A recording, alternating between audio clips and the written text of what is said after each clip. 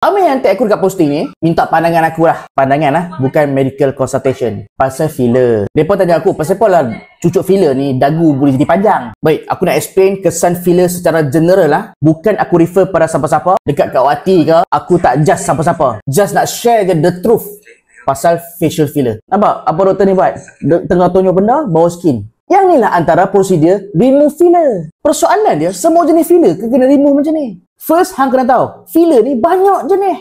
Ada filler jenis hyaluronic acid, jenis calcium hydroxyl lactate. Ada filler yang guna lemak sendiri. Ambil lemak dekat mana? Dekat bahagian paha ke, dekat bahagian perut, dalam bentuk cecair. Lepas tu diinjek dekat muka. Hak tu kita pakai lemak sebagai filler. Autologous fat transfer, pakai lemak sendiri. Kita panggil fat grafting. And ada juga guna filler jenis sintetik. Bahan sintetik adalah bahan yang bukan asal pada badan kita. Kalau maksud bukan asal pada badan kita, bahan tu badan kita tak boleh nak breakdown. Tu yang kena remove cara macam ni. Facelift. Angkat kulit, buat macam tu. Rodok. Sebab nak buang silikon. Silikon antara face ataupun dermal filler yang akan duduk dekat muka hang berpuluh-puluh tahun. Dan silikon punya dermal filler, dia boleh berubah. Berubah maksudnya, dia boleh bergerak. Contoh, hang cucuk dekat sini, nasolabial. Dan lepas 2-3 tahun, hang cek MRI, kenapa dia bergerak ke pipi? Kenapa bergerak ke sini? Tu kita panggil dermal filler migration. Maksudnya, filler tu berubah tempat. Cucuk dekat sini, dia pergi dekat lain. Kalau pick up uji, of course lah, dekat bawah kulit muka kita ni ada rongga-rongga. Dah lah kita cucuk bahan yang sintetik. Bukan badan kita boleh breakdown secara semua jadi. Kalau hang cucuk guna filler hyaluronic acid, badan kita boleh breakdown hyaluronic acid. Lagipun badan kita pun memang ada hyaluronic acid. Dekat kulit hang pun ada hyaluronic acid juga. Sifat hyaluronic acid ni, kalau kita tengok struktur kimia hyaluronic acid pun macam ni. Molekul yang panjang dan bercabang-cabang. Bila hang cucuk bawah kulit, ni rupa kulit kita. Ada 3 layer. Epidermis, dermis dengan hypodermis. Selalunya filler cucuk dekat kawasan dermis dan juga hypodermis. Filler tidak akan cucuk bahagian epidermis. Epidermis sangat nipis. Lagipun kalau cucuk kat kawasan nipis tu, akan jadi nodul. Nampak bengkak. Jadi lagu ni lah. Jadi kita panggil skin nodules ataupun granulomas, tak salah aku. So, bila dia pun cucuk dekat kawasan dermis dengan hypodermis, yang ni aku sembang kalau hang cucuk filler jenis hyaluronic acid tau. Hang cucuk, okay, hyaluronic acid akan duduk di kawasan sini. Kan aku cakap hyaluronic acid adalah jenis natural. Kulit kita juga hasilkan hyaluronic acid dan kulit kita juga boleh breakdown hyaluronic acid. Sebab itulah filler jenis hyaluronic acid tidak akan bertahan lama. At least lebih kurang, tak salah aku lah, 18 bulan, 12 bulan macam tu saja. Lepas tu dia hilang. Sebab badan kita, utamanya sel fibroblast. Sel ni ada dekat kulit kita. Sel fibroblast tadi akan hasilkan satu enzim kita panggil hyaluronidase. Enzim ni lah yang akan pecahkan hyaluronic acid filler dan akan serap masuk ke dalam badan.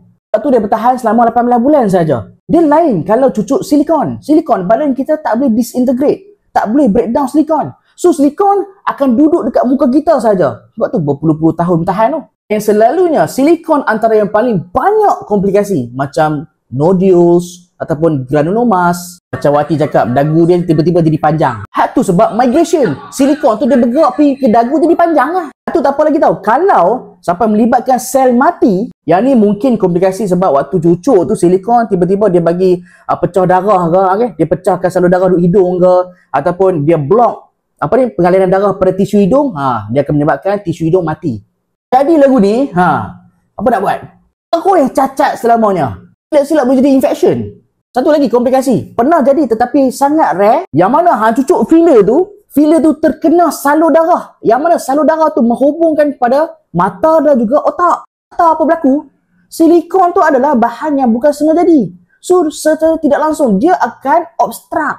Dia akan block pengaliran darah dekat mata. Kalau darah tak terima, tak pergi ke otak, ke mata, apa jadi? Blindness. Hang boleh buta selamanya. And kalau darah tu diblok ke otak, apa jadi? Stroke.